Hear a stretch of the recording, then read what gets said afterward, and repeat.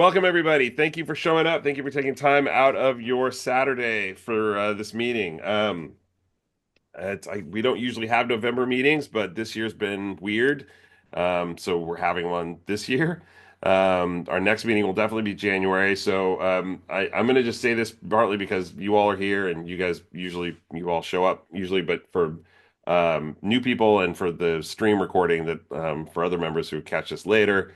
I just want to say that this year has been a little weird meeting wise, and that's all on me, and I apologize for that. I've had quite a year on the personal side, and so it's been a little rough, but we're getting back at things on track here, and so next year I promise meetings will be more regular. We're probably going to go to an every other month kind of thing schedule. I've already got meeting plans lined up for next year. And so, yeah, look for more regular meetings. I'm going to try to do them on weekends like this because I think that might just be better for everybody than trying to do it at night. And it gets me out of the house on a weekend, which is always nice. I'll edit that part out in case my wife sees it. But anyway, so yeah, so look for more meetings. And one meeting topic that I had that came up while I was at Adobe Max, I was talking to a couple other editors, and they were talking about how they did a meeting one time. The they had a meeting. There was a session that was scheduled. It's all supposed to be about editing, but there were some technical issues that came up, and they weren't able to do the presentation. And what it turned into was all about how to troubleshoot. And the editors and I were talking about it, and it's like, wow, for those of us who edit, troubleshooting seems to be just part of what we do. And having a meeting where we talk about troubleshooting and things that you can do when things start to go wrong, and compile a list of problems that you might have and what things can you do to sort of try to fix the problem. Now, will it work every single time? No, but these are, if you're having this problem, then try this, this, and this. If you're having this problem, then maybe try looking here and doing this, but just kind of giving an overview of like possible solutions when you run into trouble, while you're editing. So that's one meeting topic. If that sounds good to you, let me know either in the comments or, send me an email or anything like that. And then I've got a couple presenters lined up that I'm talking to. So it should be a good year next year. And I'm looking forward to kind of getting back into normal, regular schedule. So, but let's talk about today. So what we're going to do today is we have two things that we're going to cover. First thing we're going to talk about is the media cache, and why that's important and why you should know a little bit more about under the hood about that. And then we're going to kind of go into Premiere 2025 and some of the new stuff in there and kind of show you how cool that is and why you should be using it and give you a sneak preview of something in beta that is pretty awesome. So, try to, if you have questions at any point, feel free to hit me up in the chat or, just turn your mic on and ask away. But yeah, let's get started. So, topic number one, let me get my screen shared here. If I remember how to do this now, we gotta click here. Let me close this. Uh, let's just do entire screen share. Okay. So you should all see my screen. You should see the inside of the Millennium Falcon. Yes, I'm a nerd. What are you gonna do? So go here. Let me let Sean in. Okay, so let me come here and then we will get started. Okay, so topic number one is going to be about the media cache. Now, I know some of you may be thinking, what do I care about media cache? Why is this important? Do I even need to know this? Addison, just get to the good stuff. I want to know what makes my life easier in Premiere. Here's why I wanted to talk about media cache. Media cache is one of those things that, and I'm sure everybody in this room has been told at some point when something has gone wrong, hey, just clear your media cache. First thing is what you've been told to do. And nine times out of 10, that's probably something that you do not need to do. And so I don't know why that sort of has become like the go-to problem solving thing, but it just has. And so today, I want to explain kind of briefly and kind of high level overview of what the media cache is, things that you can do, why it's important, and things that you can do to, set yourself up to be in a better position with it and to understand a little bit of what's going on under the hood. Again, like we were just talking about with troubleshooting. So if something goes wrong, you do know when to go in there and to mess with things. Perfect example, about 3 weeks ago, I was having issues with Premiere, was not working. I couldn't get stuff to play back, and I was having major problems. I couldn't figure out what was going on. And I went in and I was suspecting that this could be an issue, cleaned out the media cache top to bottom. And when I reopened Premiere after it rebuilt everything, everything worked fine. So let's start just basically high overview of what the media cache is. So, and I wrote down a little definition here, so I'll just read this real quick. When a file is imported into Premiere, the file is parsed to see which part of Premiere needs to deal with it. The file needs to be read for frames per second, codec, color space, and frame size, and all of that data is written into the media cache. The metadata that is then created is then input into the project inside Premiere, and then any background processes, such as transcribing or any other AI things like peak files, things like that, then happen afterwards. So basically, you bring stuff into Premiere, video files, picture files, sound files, whatever they are. First thing Premiere does is sort of figure out, okay, what is this? What do I need to know from this? And then it starts creating files to help it understand what those are to make the editing process simpler. And those files that it creates become the media cache. So there are four basic folders that you need to know about when it comes to media cache. Now, before I get into those, I want to talk about where do you store your media cache? Ideally, you want to put it somewhere where Premiere has fast access to it. If you're on a laptop, and for instance, I'm on a laptop right now. So if you're on a laptop with one hard drive, let's just say it's an SSD, the best place to store your media cache would probably be on the SSD on your system drive, that one drive on your laptop. My laptop here has two drives built into it. It has a system drive that's an SSD, and it has an external or has another internal 2 terabyte drive. And so I have put my media cache on that other internal 2 terabyte drive. If you have a desktop workstation, ideally plug in a SSD drive, or if you've got bays inside that you can put hard drives in, put in a hard drive, ideally an SSD again, and use that drive as your media cache. The reason being is you don't want Premiere competing with other things to access these media cache files. You want to keep that chain of communication as open as possible. So you don't want it where your files are, your media, because it's going to be trying to access those media files. You don't want it on your system drive, if you can avoid it, just because you don't want all the conflicts that could come up with trying to access Windows or your Mac OS, and Premiere itself and other things. The bottom line is you just want to try to keep that flow of information as open as possible. So, like I said, if you're working on a desktop system, having another drive set aside for that that's fast is ideal. If you're on a laptop and you only have one drive built into it, that's fine. Just go ahead and use that. You just want it to be fast. Um, so if we go into the media cache folders, which is what I've set here on this drive, let's open it up. You'll see there's a bunch of folders here, but we're going to just look at a couple of them. The analyzer cache files, the media cache files, and the peak files. Now, some of you may already know what some of these things are, but for those who don't, we'll just go through them one step at a time here. The analyzer cache files are basically the analyzer. So if you create transcriptions, if you analyze anything using AI or any kind of analyzer data, like warp stabilizer, anything like that, is going to be stored in these files. Any AI analysis that happens is going to be in that analyzer cache file. And you can see they're all pretty small. 1 kilobyte, I mean, that's super tiny. But that's where those live. Now, when we get to media cache, you can see this is all one kind of file. It's an MCDB file. What the hell is that? Well, I will tell you. The MCDB file is basically sort of a database file that keeps track of all of the information about all of the files. So when you import in a video clip, one video clip could have two or three or four different cache files associated with it. And these files here are sort of a record of what all those files are and where they are located. So when Premiere gets to a video clip and says, "Hey, I need to know what frame size this is, what frame per second it is, what color space it is, does it have conformed audio, all that other kind of stuff that goes with it."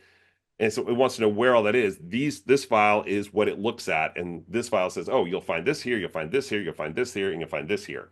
And then it's able to access those things to be able to do what it needs to do. So hopefully, just from this point, you can kind of understand why these files are important and how, if they get messed up or something happens to them, your experience editing can kind of get rocky, to say the least. So these files are pretty important, and they all play a vital role. So, but anyway, that's what are in here, these database files. Hey, Eric, Yes. can you go full screen with that stuff? Yes. Let's see.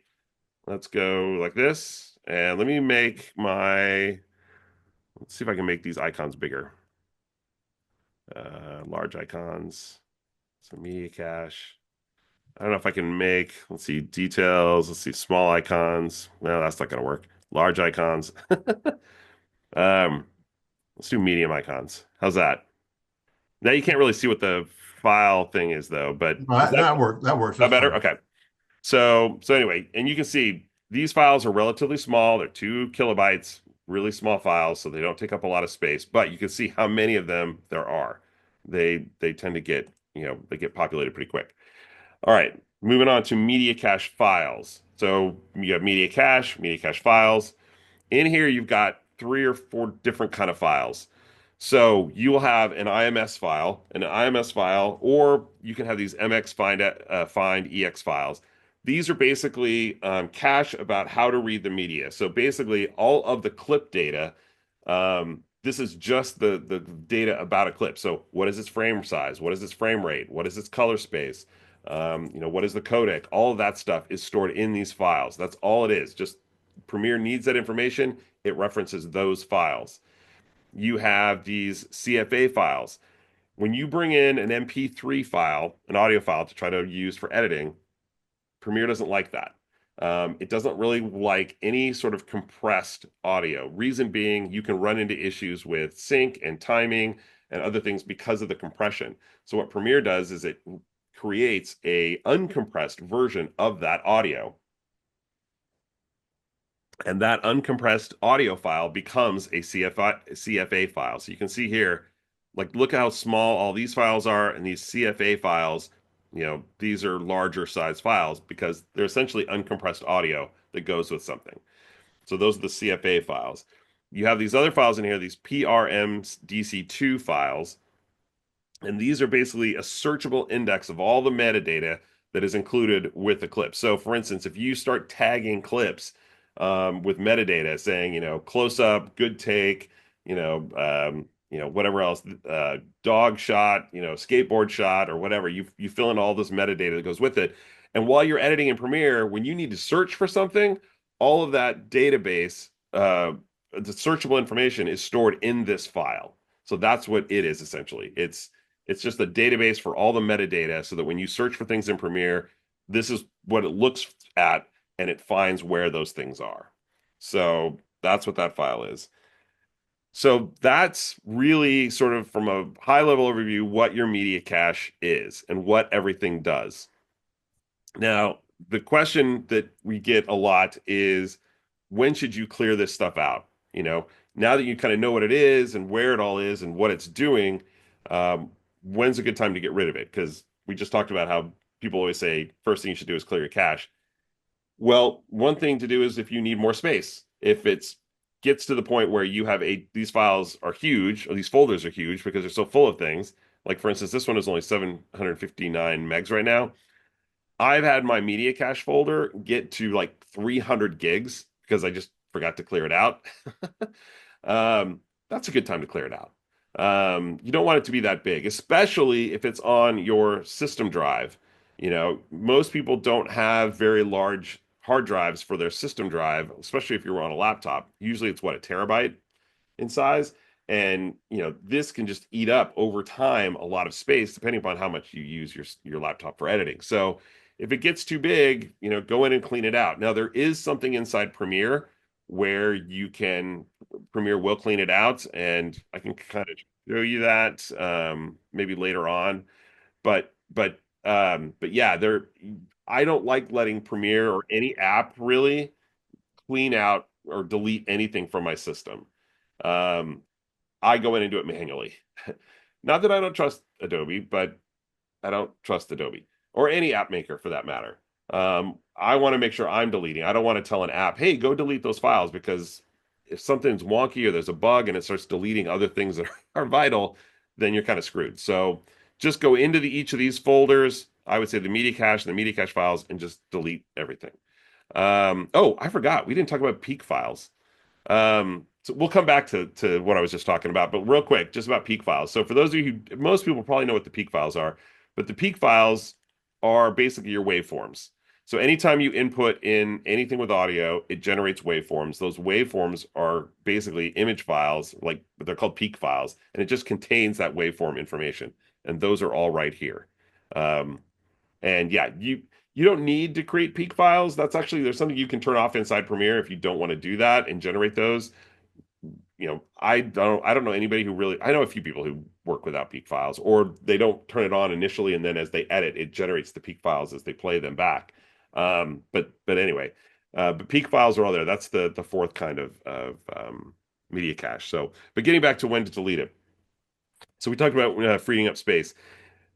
If you do have a problem, these are the type of problems when deleting media cache would be a beneficial thing. So if you get, and I'd love to know how many people get that media pending screen, that yellow screen that comes up and it just says media pending, and sometimes it sits there for a few minutes and then it goes away. If it never goes away and it just stays there, odds are you have a problem with your media cache. So delete it then.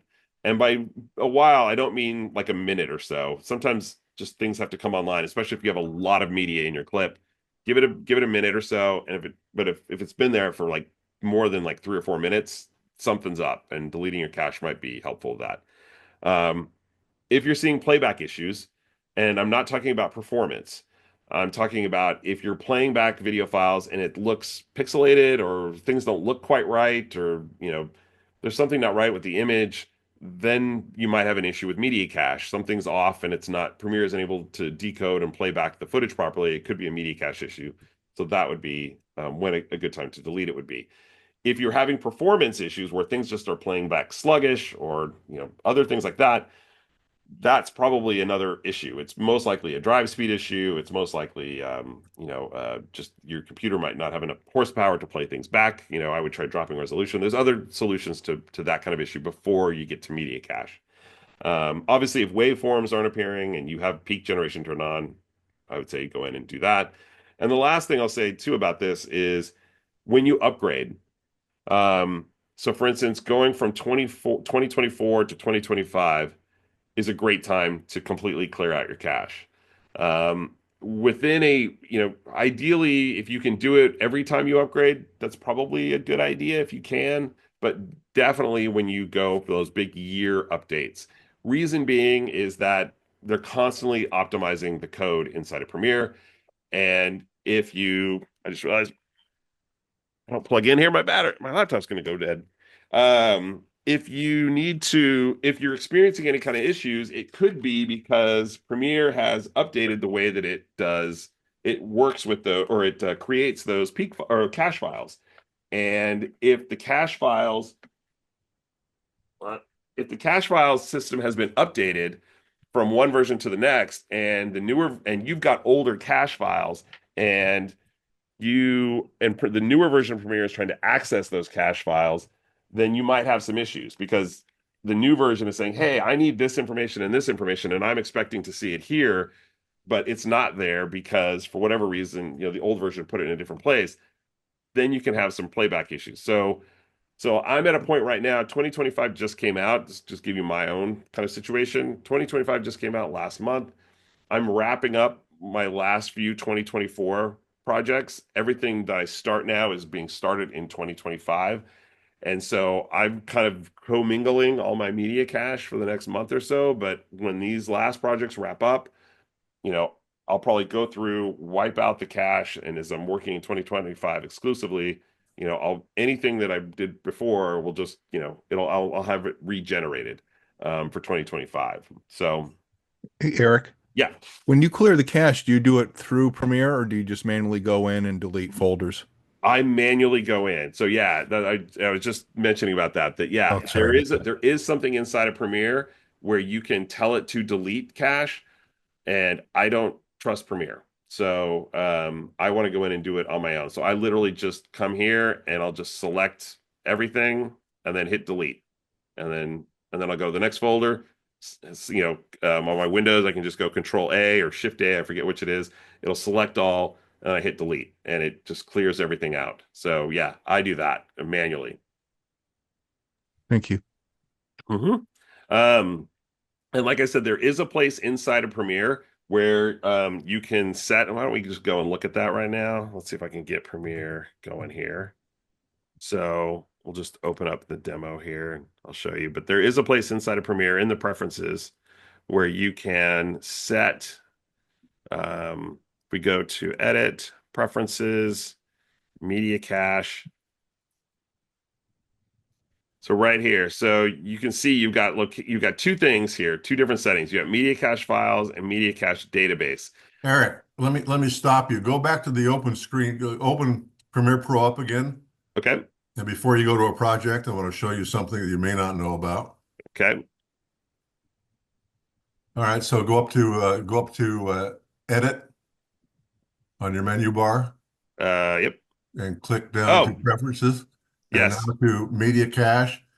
And then there's a second box you can check. Click Delete.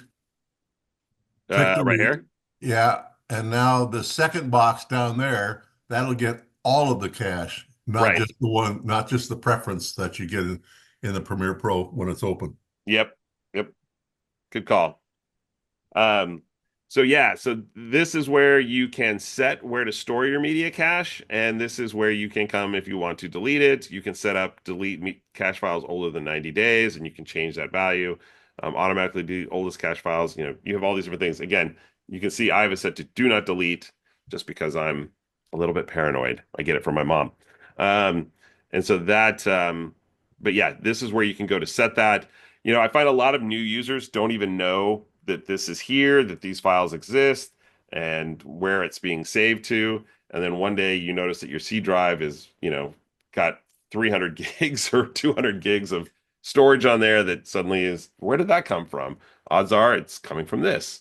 So yeah, I always say go here, when you get a new version of Premiere, always go here, set where you want to save that media cache to. Because a lot of times, for some reason, it carries preferences and other things over, but media cache doesn't always carry over. So when you install, when you go from like 25.1 to 25.2, it carries over. But when you go from 24 to 25, it doesn't always carry over. And so you have to kind of go in and manually tell it, hey, I want you to save all this cache in this location. So, all right, that is it for media cache. Is there any other questions on that before we move on to the demo part? Thanks for that tip. I just looked at mine and I just switched over to 25 and my cache folder is almost 16 gig. Yeah, see? Yeah, Thanks. it happens. So, um, all right. Well, if there's no other questions, I will move on here. Um, so this is Premiere 2025. This screen obviously kind of looks the same than what you're used to. One new thing, and we talked about this, I think, before, but this is now in the new version. And so if you move over to it, the first thing you'll see, if you create a new project, you'll see you've got this new project dialog, which I kind of a big fan of. I think the thing before, going to what it went to before was a little confusing, and this makes it very, very simple. You can give your project a name, you can choose where you want to save it to, and now you have the template files that are set up. If you want to use those to create, and it creates bins for you for audio, video, sound effects and things like that. You've got your broadcast, social media, standard template. You can add a template if you have one. If you get one from someone else, you can open up template folder, and if you have your own templates that you've kind of made, those are all here. So yeah, I really like this new project thing, and I like this too. Skip import mode. For some reasons, people still don't like the new import mode or the export tab, although I've seen a lot of that kind of frustration die down a bit. But if you don't want to skip that import mode, you want to just get right into Premiere and start going and use the media browser to bring stuff in or import in stuff the old-fashioned way. You can click this and it'll go straight to that. You do have this settings for all your project settings that you can set those. Scratch disk. Scratch disk actually is another one of those conversations that we could have about kind of similar to media cache about where to save all this. You can see that I am definitely a same as project guy, but I know depending upon your work setup and what you have going on, this could be different. But yeah, I was actually on a call with Adobe not that long ago, and there was a lot of talk about way to streamline this, to have like a default. Like it would be nice to have one setting here that just says same as project for everything, so you don't have to go in and manually change these, or you could, narrow this down. Some of these things, I'm not even sure why, captured video, is anybody still using tape here? I mean, I think we're past that time here. I still have my DSR 11 deck. I haven't used it in years. So some of this stuff I think could maybe go. But anyway, so that's there, and then you've got your ingest settings if you're going to be ingesting things, and of course the color settings, and we'll kind of talk about that a little bit later. Auto detect log video color space. If you shoot log, that's a very key thing to point out that's right there. Because it will you can use the auto tone feature, and you need to turn on that auto detect for that to happen. So anyway, that is that when you create a new project. So I'm going to go back to the project I have set up, and we'll get in there here. All right. So the first thing you'll probably notice is they've tweaked the UI a little bit. They've given things a little bit of a makeover. You've got more rounded corners here on the edges, and they're kind of redefining and making things a little bit more sleek and modern. Um, you can go in and adjust the brightness too if you go to preferences and appearance. Um, you've got darkest, which is what I have set. There's dark, and then I don't know who would use this, but hey, you know what? If super white bright is your cup of tea, have at it. Um, I'm definitely like it nice and dark. So, and you've got this accessible color contrast, which is sort of, you can see it kind of brightens things up a little bit. So that's nice as well. One thing that a lot of people really have been asking for, I would like it as well. For those of us whose eyes ain't what they used to be, adjusting the size of the font would be a nice thing. There used to be a hack where you could go into a console panel, and I'm not going to tell you how to do that because that's not something that you ideally should be messing with. But you could go in there and increase the font there. They have since removed that ability. Wayne Brubaker sent me a nice email complaining about that the day that he downloaded 2025. And letting me know that he was upset about that. And he's not the only one. A lot of people who first thing they did was up that UI font were upset when they opened up 2025, finding out they couldn't do that anymore. But let's get into the big thing that's new in this version, and it is the properties panel. So you still have your effects controls panel, which is right here. This has been improved to now have your crop effect here, which is nice. Only been asking for that since, I don't know, 10 years now. But it's finally here. So you just inside the effects controls, you have all the ability to crop your video. But let's get over to the properties panel, which is brand new. If you don't see it when you open it up, just come to Windows, choose properties, and it'll open up, and then you can dock it wherever you want to dock it. Um, but it is really nice. It has everything that the effects controls has really, but it's more of just sort of it's becoming like a hub for where you can control things. If you are used to working with the essential graphics panel to do everything, all of that functionality has been moved to this properties panel. It basically is replacing that essential graphics panel because, like I said, everything that you can do in it is in here. So we talked about this in a previous meeting. So some of the stuff I'll just kind of move quickly over, but I'll get into some of the stuff that's new in this version. You have the fill and fit commands here. That's basically, so let's show you. So I've got this clip right here. You can see there are black bars at the bottom and the top. This shot's, filling the frame, but this shot, not so much. I can choose fit, which will give us this. It'll make it fit in there, but you got the black bars, or I can click fill and it will fill it for me. Um, so, and this is not exactly the same as if you remember right, the scale to frame size and fit to frame. Scale to frame size would re-rasterize the image. That was the thing you were really supposed to never use.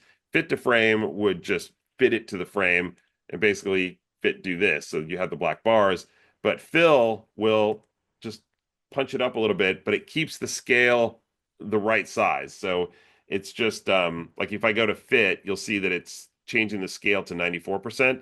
Fill is just going 100%. One really nice thing about this is if you do any kind of photo montage and you have photos that are all different aspect ratios, you can drag all those to the timeline, select them all, and then just choose fill, and it will automatically have them all fill the frame. Now, you might need to go in and adjust, what the focus of the image is in your program monitor here, and I'll show you an easy way to do that coming up. But that's a really good way now just to sort of I just had to do a photo montage, so that's why this is in my head. It's like it's a great way just to throw a bunch of photos on there. You've got these vertical ones, you've got these other ones that are just, too small or too big, and clicking that will make everything fill the frame right away, and it's easy to go in and get a jump start on things. So that is the fill and fit. The rest of this position, anchor point, scale, rotation, you guys know what that is. Crop, that's all right here. You're familiar with all that. But let's go into like something else. So if I have some text on screen, so I've got some text right here. You can see now if I select the text, it changes in the properties panel now to have all of the text controls. So all of this that used to be in the essential graphics panel is now here. And if I select that text, you can see all the same controls that you saw that you used to have there are all just now here. So if you use this version, you're wondering what happens when you go to that panel where it went, it's all right here. One nice thing too is if you have common parameters or common properties between, I've got three text files here, and you can see these are just made up stuff, by the way. This is not a real project, so the copy is pretty cheesy. So don't judge me on what the text says. But you can see like this is kind of hard to read here, and this one's better. This one looks pretty good.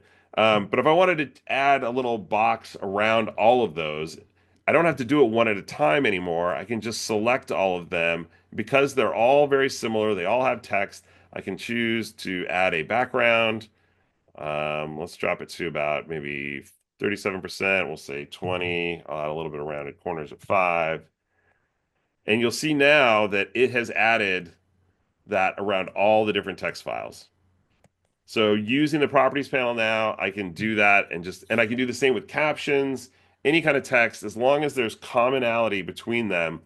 Um, you know, you're changing something that they all have.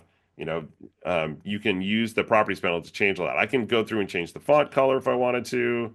Let's make it nice and red.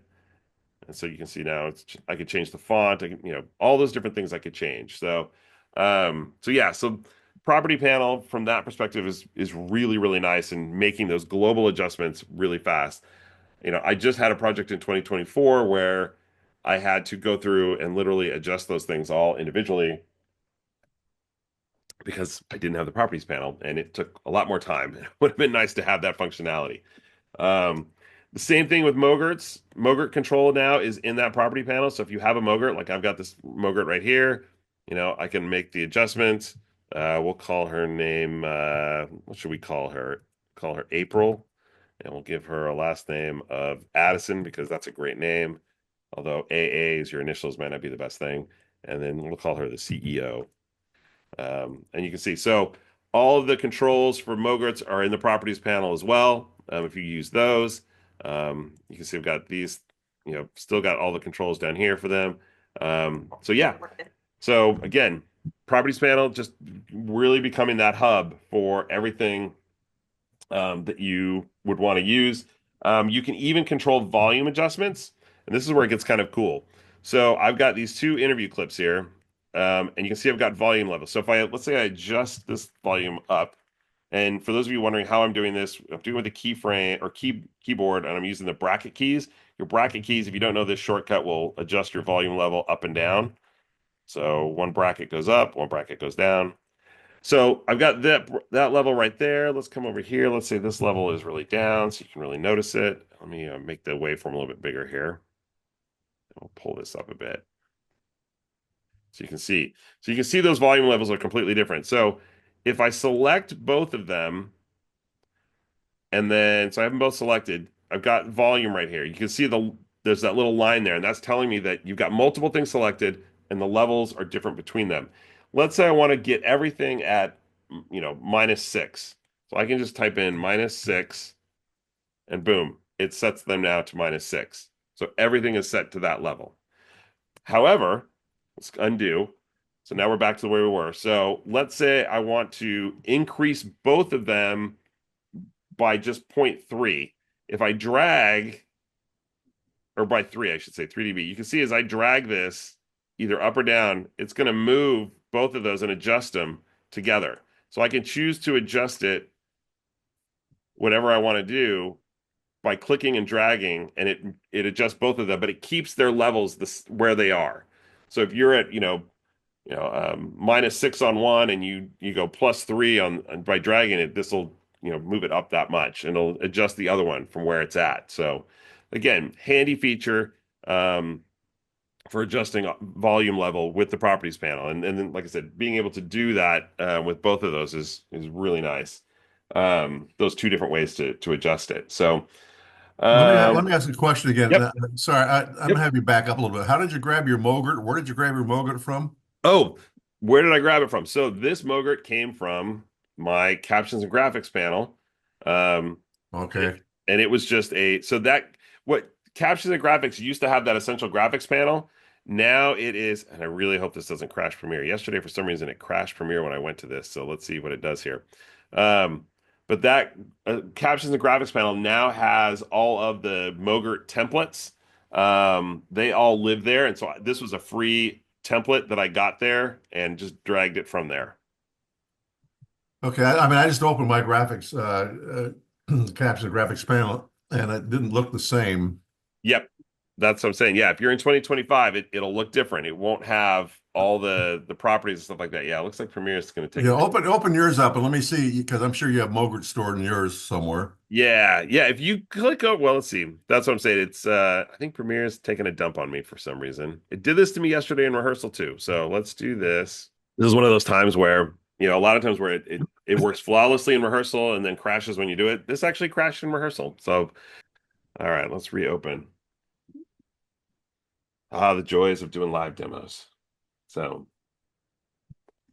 all right, we'll get on to the next thing here that's cool about the property panel here. Come on. And that's one thing too, I'll mention as kind of a side note. I don't know if you noticed that. So Premiere crashed, obviously, and when I opened it up again, it was smart enough to know now that it's like, hey, I realize we crashed. Do you want to go back to where you were? And I just clicked on yeah, reopen, and boom, it reopens the project where it was. So Premiere kind of realizes like when right before it's about to crash, it says, "Hey, we're crashing. Remember this. Remember where we're at." And then when you reopen it, it will ask you if you want to reopen that project again and pick back up where you're at. And so that's a nice handy thing that and I think that was implemented really in 2024, but it's been a little bit improved to 2025. And so that's a nice thing when things do go wrong. But moving on, let's talk about this. So we've got multiple images here. So we've got these two images that are kind of over each other. And what I can do is if I want to move, I'm going to scale one, I'm going to scale the other, and then I'm going to move them around here. Oops, let's grab this one. Let's see. Oh, I know what I need to do. This is what it is. This is the new feature. So you have direct manipulation. So I can choose transform or crop. So if I want to move this around, I can move that, and then I can click on this one and move it.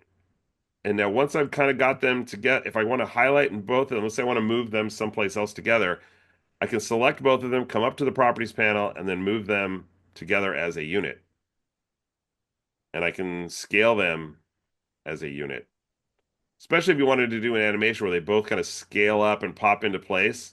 You can set keyframes and do that and use this to move them around together. So again, nice thing about the property panel is you have that ability to control multiple items together as opposed to just one at a time, which is what you'd had to do before.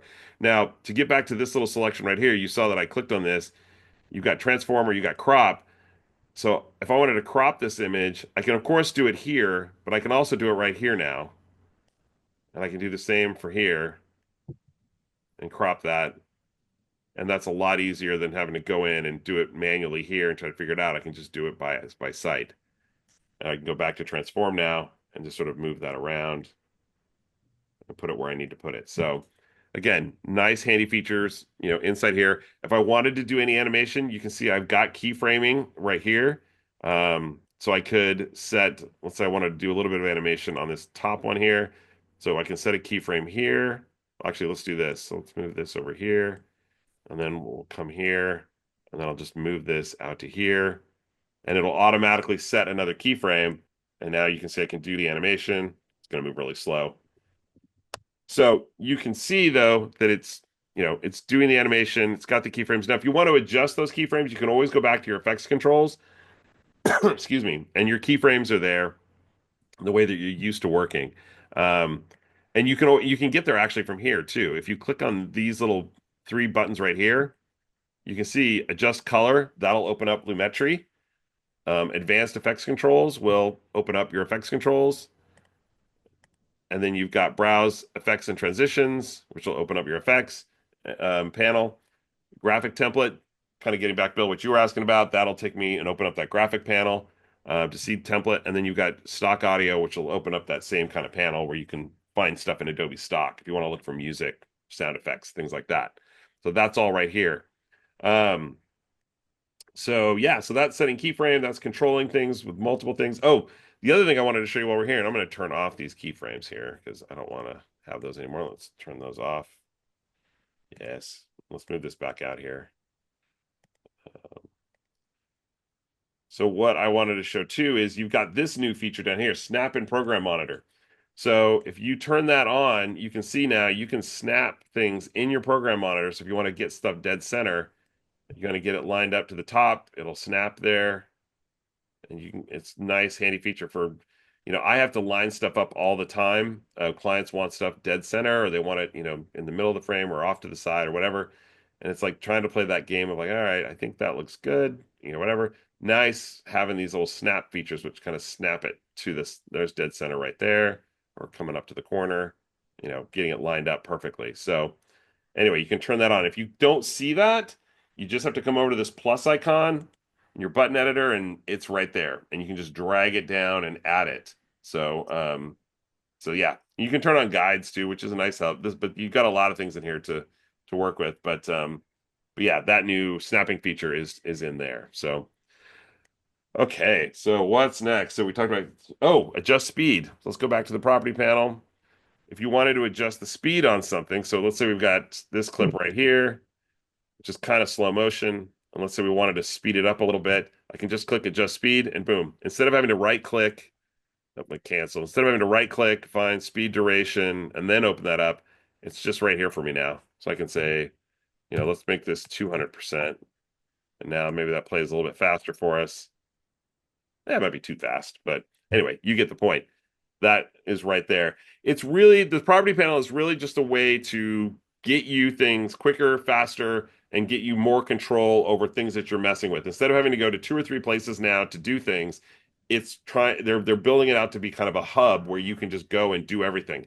I mean, at some point, I fully expect it to sort of take over what the effects control panel is now, this one that everybody's so familiar with.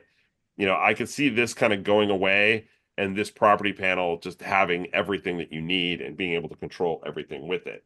So that's kind of where they're headed with that. Hey, Eric, I have a question about the properties Yep. panel. I was doing captions this week. Hmm. You know how in captions you can adjust one and then say apply to all captions in the Yes. timeline. Yes. The one thing that would not apply was align and transform. So when I was trying to adjust where it was on the bottom of the screen, I wanted to move it up a little bit. It wouldn't adjust all of them.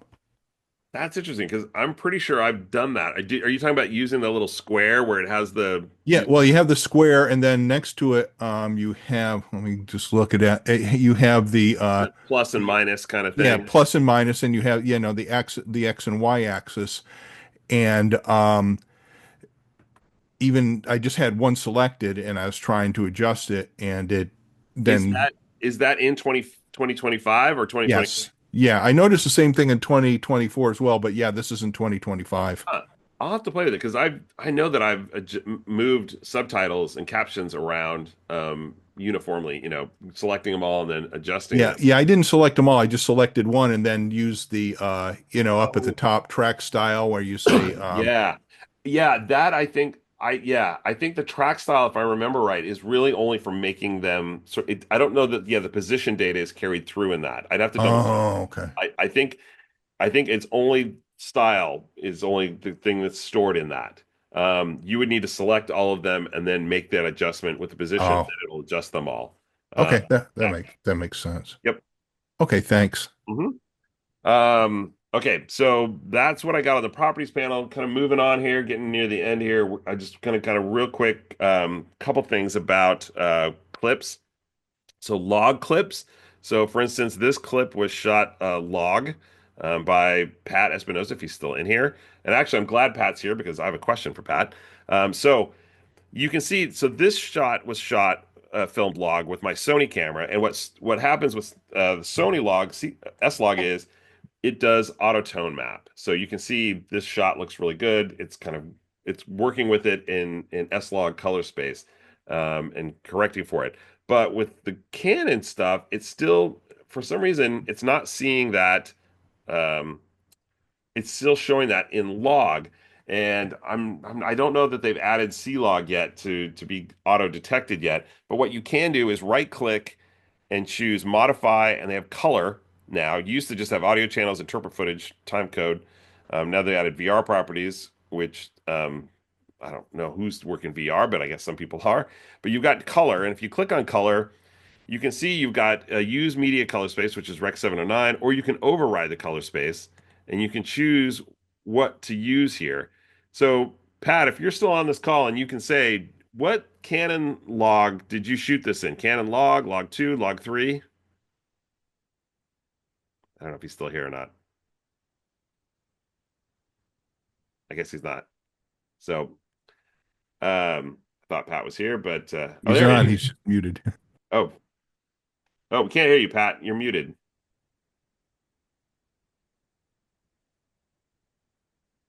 Can't hear you at all.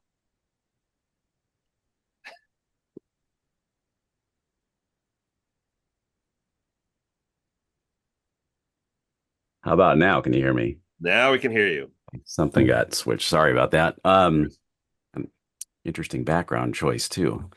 Um, yeah, I don't know because I have never had good luck with the Canon stuff, just reading that auto tone mapping stuff. So I just always apply a LUT, Right, and like you and I have had this discussion that I always add the LUT in the lumetri panel in the secondary section just right. because I think it yields a better result in the highlights. So it looks like you could just go in here and do an input LUT and add in if you have a custom LUT like I usually do, or just that generic C-Log 3 right there. But Is it would be the cinema gamut. It would be the Rec 709 gamut. So it doesn't look like that's even a choice in the Yeah. It's okay. list So there. that's why, because I thought it was That might be why it doesn't look right. because if I choose this, I'll show you. I'll show you what it looks like. Um, so click OK, and Yeah, that's way over processed. yeah. So, but anyway, but I guess my point is showing is that if you are working with log footage, or you're working with footage in a different color space, you now have that color option, and you do have an input LUT, and you could choose that LUT here. So, for instance, like Pat was saying, if you have a Yeah, LUT to use with, you could choose that, and it'll add it at this yeah. Do point you right have here. that gamut LUT that I had given you for that stuff? Maybe. Let's see. I don't know if I have that on this computer. I know I definitely have it on the other computer. Let's see. Then you should, in theory, see Canon that LUTs. it would match up. Which one am I looking at here? Uh, None of those. Those are the generic ones. Search. Okay, then I Search. don't have it then. Yeah. Okay. I thought I gave it to you, but you could use the standard. Go back to Go back to where that was. yeah, Let's see here. Canon LUTs. the BT709 Canon Log 3 to YDR. So that one of those two on the top up there. Okay, we'll choose this one. That or the very top one. Yeah, the Okay. full to full. So if I choose that, Oh yeah, that looks pretty Yeah, good. see, it gets it Gets it pretty almost there. close. Yeah, I Yep. think the gamut LUT that I use, the custom one's a little better than that, but So yeah, that yeah, background looks surprisingly similar, Pat, to what you have right that's what I now. was saying. It's amazing. It's amazing. Anyway, so that is there. So if you're working with log footage and you want to get a LUT on there and just like get it on the clip, so that you don't have to worry about grading it later or put it on somewhere, that is a new option for you. The other thing too is, please Premiere, don't crash. Let's go to Lumetri or color workspace here. And if we go into our color, if you go into settings, you'll see you've got a whole bunch of new stuff here under settings. And these are, we at some point here, we're going to go through the color settings and kind of go through all this stuff. But all of this stuff using the color space here, you can see I've got use media color space here for the Sony stuff. It's auto detecting it. Auto tone map is turned on. So if we go back to like where the Sony footage is, which is right there, if I turn auto tone map off, you'll see, yeah. It these highlights are all blown out. It's playing, it's adding, it's not really adding a lot, but it's more just looking at the footage in its log format. But the auto tone map will just make it look a lot more pleasing and get you that image that you want. But there's a whole bunch more in this control panel now. A lot of this stuff was previously kind of spread out throughout Premiere, and now it's all in this settings inside Lumetri. And again, that's a whole session that we'll do later on. We can do a whole meeting just on that, and we will once they kind of get some more stuff put into that. But I wanted to let you know those settings and a lot of the settings tab inside the Lumetri is new, and there's a lot in there to start messing with. Um, so anyway, that is that. See other improvements. Oh, other improvements that I wanted to talk about real quick in this version. Hardware acceleration. If you use AVC footage or H.265, you've got better hardware acceleration for using that footage. And if you're working with ProRes, you've got 3 times the render speed on ProRes. But let's get to the other thing that I wanted to show you. And I'm going to close out of this. Sure, why not? And let's go into the beta. This is the fun stuff. Just out of curiosity, while this is booting up, I'm real curious, how many people are using the beta version of Premiere at all for anything? Do you ever open it up? Do you ever use it? And feel free to say yes and talk in your mic. No? No, No? Okay. no. All right. Totally understandable. I don't really use it all that much either. Adobe's kind of trying to push people into using it to play with this stuff so they can get feedback. But this is one of the things in beta that's right now, and I would definitely say play with it. Newer version available update. Yeah, we're not gonna do that now. But one of the things that's coming soon is what they call Gen Extend. This project contains mass or gen and not support with this version of Premiere to view and edit those with effects. Hmm. Okay, well, we're gonna just open this version for right now. If this doesn't work, we'll figure out what to do here. Um, okay, so one of the things that I wanted to show you guys, because it's pretty stinking cool, is so I've got this, let's find a shot here. I've got well, I'll just use this flag shot. So I'm gonna drag this flag shot down. Come on. And let's say that the end of the shot, I needed it kind of freeze frames there because I did the slow motion. This was shot with my old FS 700. But let's say I needed about 2 more seconds of that flag. I'm going to come over here and use this Generative Extend tool. And I'm just going to drag out the video side. And Premiere is going to analyze the footage. It's going to upload some stuff to the cloud, to their, mothership. Will it limit you as to how far you can drag it out? 2 seconds right now is the limit. So, and I don't know. So, being that this is still in beta, there's a lot of limitations on this.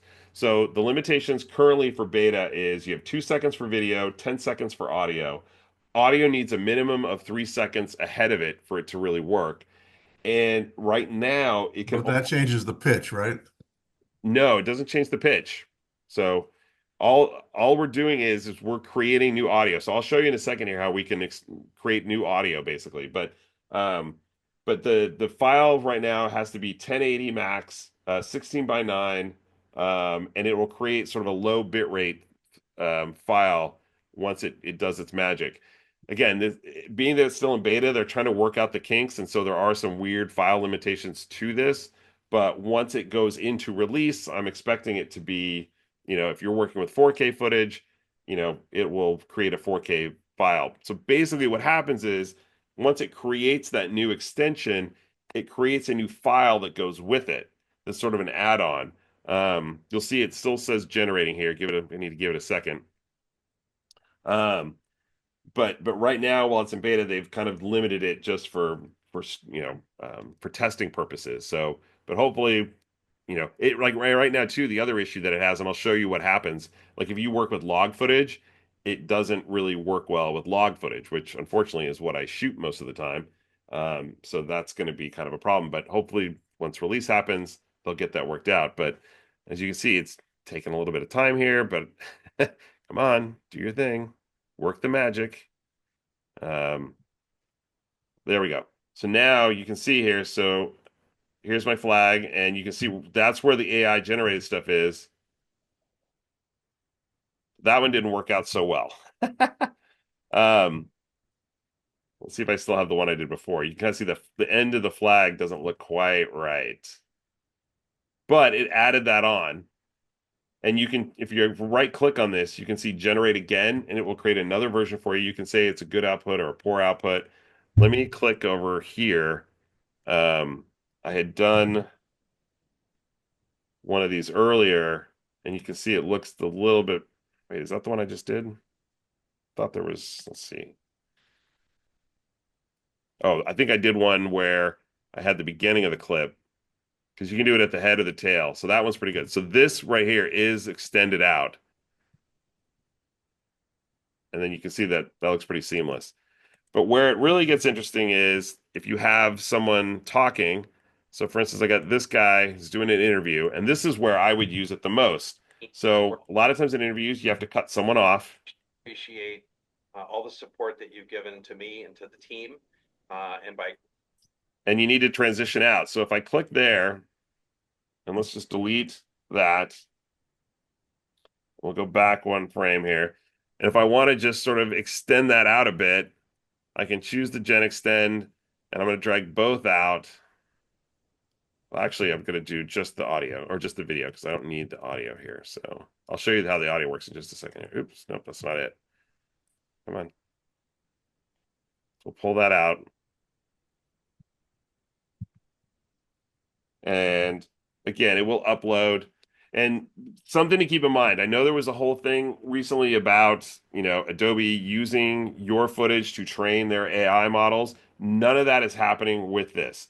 All that is happening is it's sampling your footage because it needs to. It sends it up to its AI machine, which then analyzes it and then sends this back down, this new clip down, and then puts it in there. But none of it goes beyond that. So if you're working with stuff that is um, NDA or can't be shared or whatever, it's totally fine. It's not going to be used, for anything else. It's not going to train any other AI here. Um, so while that's going, let's see. Let me come over to this timeline because I think I had some pre-stuff done, and I don't see where that is now. So, okay, well, we'll let this do its thing. Um, And you can see also there's a folder that's called generated media that is created, and all of that stuff, anything that it generates is stored in that folder. So if you come here, you can see that audio from some of the tests that I did, and just the clips themselves, the extension part, they're all 2 seconds, are all stored here. So if you need those for anything, you can always go find them there. Still waiting for that one to go here. Let's see. I thought that I had some other things I can show you while I'm waiting for that one. Let's see. I know I did some. So this was one that I did of the beach, and you can see this one doesn't work out so well. You can see the waves look a little bit weird. They kind of lose. They really kind of get smoothed over. So it's not always 100%. Again, it's in beta. It's still a work in progress. But, if I was just doing a fade out or a different kind of transition over that, that could work. And that's really kind of what this is designed for. So let's see how this one works here. Where did we? So here we go. Into the team, Huh. given to me into the team. Now you'll see again, this was shot log, and you can tell the auto tone mapping is on, so this window is not blown out. But as soon as it gets to that, look at that, it blows it out. So again, they'll have to figure that out and figure out how to deal with log. But if I needed to do a transition, And to me into the team. that gives me what I need. Because he started another word right after that, and that might be hard to transition to something else or to fade out. But this gives me what I need, just holding him in place. And that doesn't look too bad, except for the blown out window, of course. Um, but there have been some things where you do get some wonkiness. Let me see if I can find one of the ones that I did. That way I don't have to do the gen extend here. Let's see, where is this one? So let's go here. So this was a shot I did in super slow motion of a guy twirling a sign, and shot that a long time ago. Super cool. But I decided to extend it a few extra seconds and watch what happened to the sign.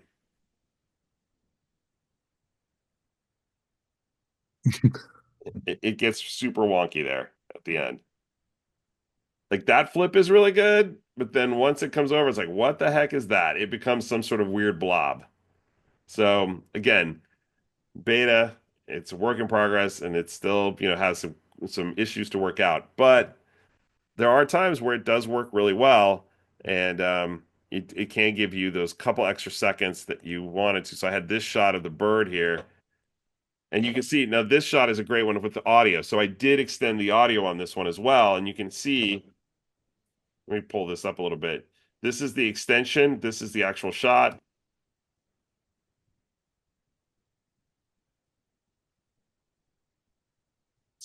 I just got 2 more seconds of the bird in the water, but that might be what I need just to kind of get me through.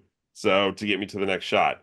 So Gen Extend is great for just getting an extra second or two at the end of your video clip or the beginning of the clip, um, and extending out audio. If you need more room tone, you need just about 6, 7 seconds more room tone.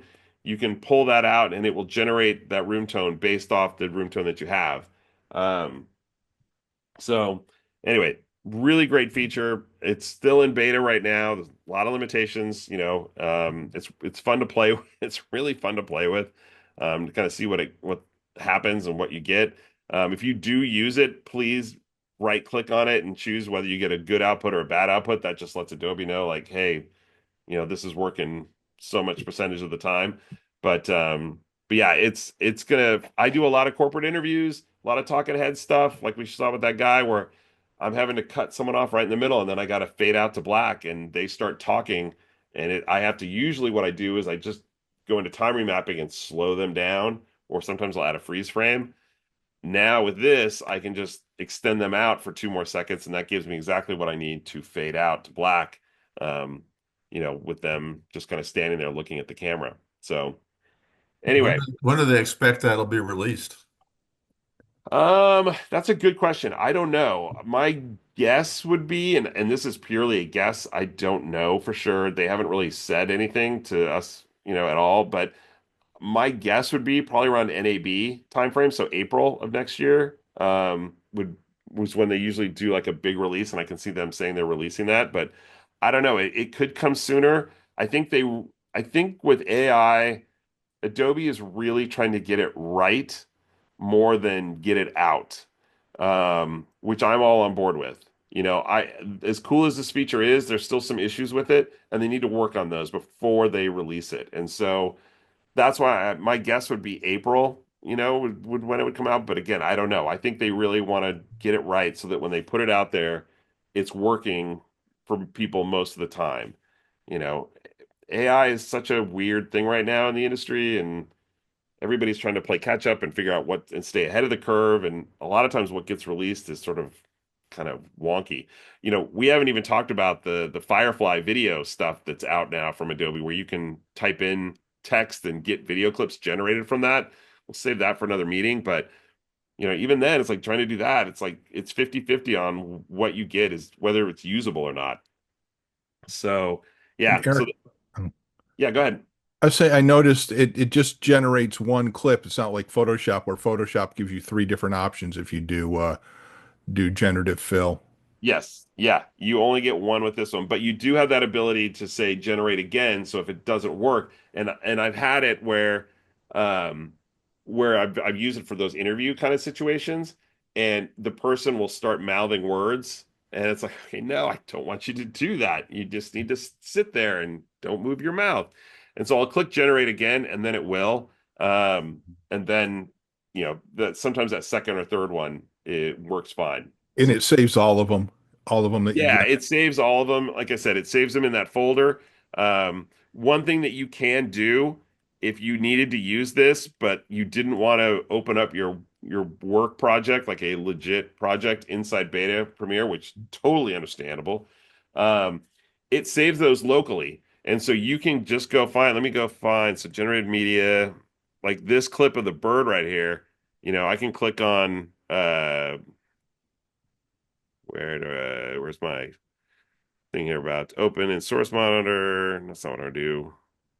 Why can't I find it now? There's the thing that says, open up and explore or whatever.